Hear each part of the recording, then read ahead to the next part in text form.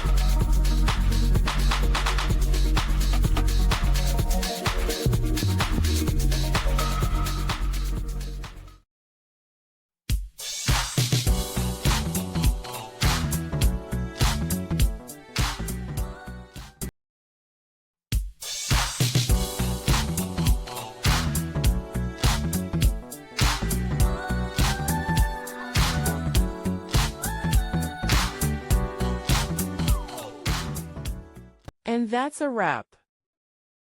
I hope you found the answer you were looking for. If you did, take a second to hit that subscribe button. It really helps out. And let me know in the comments which solution worked best for you. See you next time in the debug zone.